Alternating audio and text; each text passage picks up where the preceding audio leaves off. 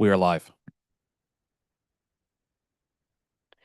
Good morning, everyone, and welcome to the Social Services Committee for March 4th. I'll now call the meeting to order. Clerk, has the roll been taken? Through the chair, yes, the roll has been taken. Are there any declarations of conflict of interest for any of the items appearing on the agenda today?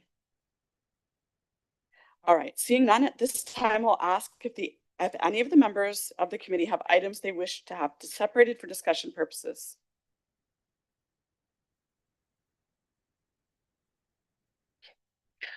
Okay, I'd like to separate 6.3 then. And can I get a mover and a seconder for all of the items that have not been separated on the agenda? Moved by Councillor Sicoli and seconded by Mayor Bailey. Okay, thank you. All the items that are subject to the vote are item 6.1, 2025 point in time count, item 6.2, annual centralized housing waitlist update, and item 6.4, the minutes of February 4th. All those in favor? Thank you, that carried. All right, well, moving on, we'll start to take up the items. And since I separated 6.3, I'm going to go ahead and make some comments on that. Oh, sorry. I need a mover and a seconder to place these items on the floor first. Councillor Sicoli, thank you. And, oh, Councillor Sless, thank you. All right, so now I'll go ahead with my comments. So I just wanted to speak to the Encampment Network report a little bit here. I wanted to highlight the meaningful work done by the Community Initiatives Coordinator. Sometimes it's easy on this committee to get focused on the numbers that are in the reports instead of what stood out to me today, which was the client impact. So I just wanted to mention a couple of the comments that were in here. One of them was, as housing and health needs stabilized, the individual began reconnecting with family, experienced improved mental health, and significantly reduced their substance use. Another one was, while in the community, a client experienced gender-based violence and staff responded immediately, assisting with medical reporting and safety planning, and connecting with resources and ongoing support. The final comment I want to mention is it said that clients report increased feeling of safety, dignity, and hope for the future. And I think what doesn't often get recognized is the important work that the team is doing. The support, the advocacy, and the trauma-informed care are truly impactful. And so I just wanted to acknowledge that I look forward to the additional 2 staff that we've approved and look forward to the difference that they're going to make within the downtown, in Brantford, and in the county. So I just wanted to thank you for that.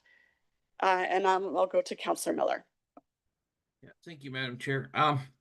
Just in the previous 2 reports talked about homelessness, and it seems to be flatlining a bit, I think, over the last year or so. But if I look at homeless encampments, we see it's going up. Are the 2 related, homelessness and the encampments, or are we just getting better at finding the encampments? Good morning, through the chair, Mary Musson, Commissioner of Community Services and Social Development. The 2 previous reports that were included in the agenda package are data analysis. So that information is as good as the data that we can gather.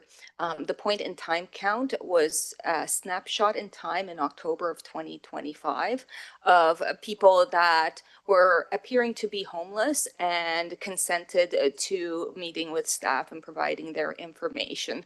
That report was an undercount. The by name list data is the known people who touch the homelessness system and are experiencing various forms of homelessness.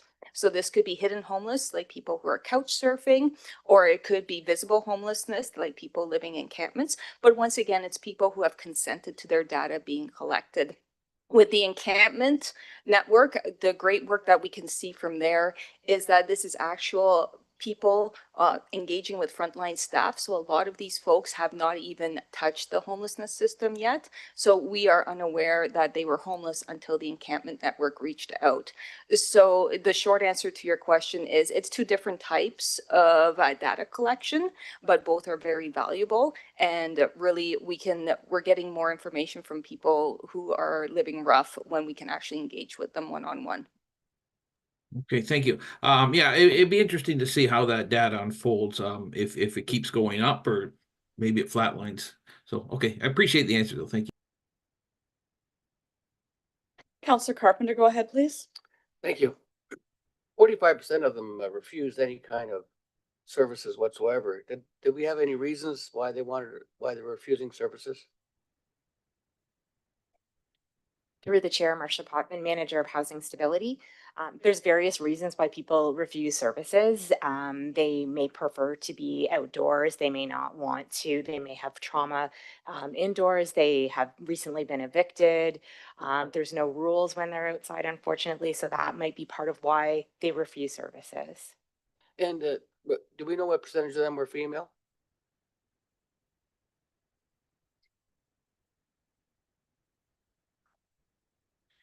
Sorry, not off the top of my head, I don't. And then 72% is substance abuse. Is that consistent? We were finding that number to be relatively consistent. Yes, Substance abuse addiction.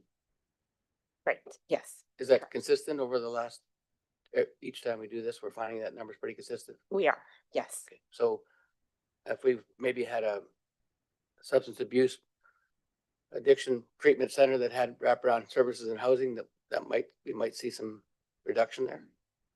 Perhaps if people are willing to address their If they're willing to- substance concerns, yeah. Okay. Did we find many of them are looking to quit?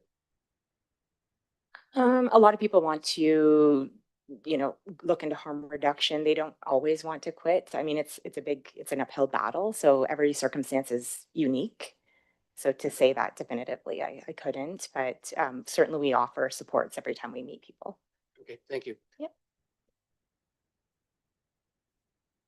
All right, seeing no further hands for this item, we'll call the question. Thank you. All those in favor of item 6.3, City of Brantford Encampment Network? And that item carried.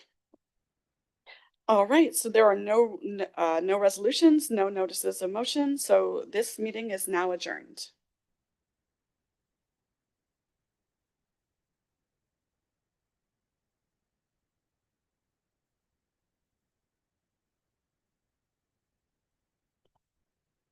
All right, good morning, everyone, and welcome to the Brant & Brantford Local Housing Corporation Board of Directors meeting for Wednesday, March 4th.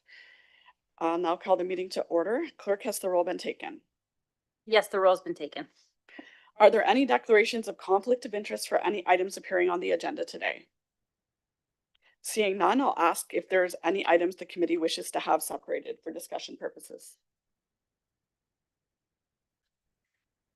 All right, so seeing none, I'll ask for a mover and seconder to place all items not separated on the floor for approval. Councillor Sicoli and Councillor Bell, thank you. And we'll call the question. All those in favor? That item carries. Thank you. So we have no resolutions and no notices of motion. So this meeting is now adjourned. The meeting of the Brantford Local Housing Corporation Board of Directors is now adjourned. We will now have the Brantford Municipal Nonprofit Housing Corporation Board of Directors meeting. Brant councillors, you may be excused if you wish.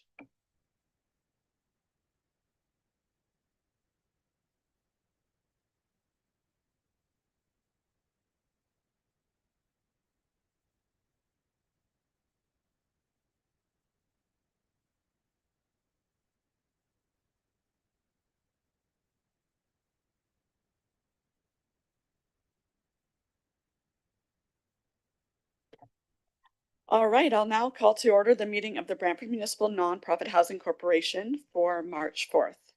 Clerk, has the roll been taken? Through the chair, roll's been taken. Are there any declarations of conflict of interest for any items appearing on the agenda today? Seeing none, I'll ask if there are any items the committee wishes to have separated. All right, seeing none, I'll ask for a mover and seconder to place all of the items on the floor. Councillor Sicoli and Councillor Sluss, thank you. Thank you. All those in favor of item 6.1 and 6.2? Those carry. And with that, there are no resolutions and no notices of motion. So the meeting of the Brantford Municipal Nonprofit Housing Corporation Board of Directors is now adjourned. Have a great day.